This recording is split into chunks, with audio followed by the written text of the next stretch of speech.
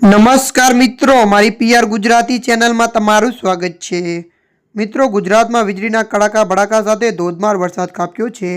ત્યારે ગઈકાલે ગુજરાતમાં એક જ દિવસમાં વીજળી પડવાથી કુલ 60 લોકોના મોત નીપજ્યા છે। રાત્રે વીજળીના કડાકા ભડાકા સાથે વરસાદ વરસ્યો છે। રાજકોટમાં 3.5 ઇંચ અને ગોંડલમાં 4 ઇંચ વરસાદ ખાબક્યો છે। જેટકોના સબસ્ટેશનમાં વીજળી પડતા પાવર સપ્લાય ઠપ થઈ ગયો છે। ધારી, દાહોદ, ધાનપુર, સુરતના માંગરોળમાં વીજળી પડી હતી, જેમાં અલગ અલગ જગ્યાએ 7 લોકોના મોત નીપજ્યા છે। પાવી, જેતપુર અને મોકાળ ગામમાં વીજળી પડવાથી મોત થયું છે, તો દાહોદમાં વીજળી પડતા 2 લોકોના મોત થયા હોવાનું સામે આવ્યું છે। હવામાન વિભાગની આગાહી અનુસાર રાજ્યમાં આજે મોટાભાગના વિસ્તારોમાં વરસાદની શક્યતા છે। સૌરાષ્ટ્ર અને દક્ષિણ ગુજરાતમાં મોટાભાગના સ્થળોએ ભારે વરસાદની શક્યતા છે।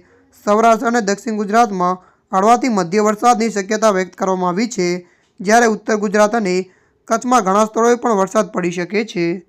ત્યારે મિત્રો, હાલ માટે આટલું। મળીશું નવી અપડેટ સાથે। જો તમને અમારો વિડીયો પસંદ આવે, લાઇક, શેર અને સબસ્ક્રાઈબ કરી નાખજો।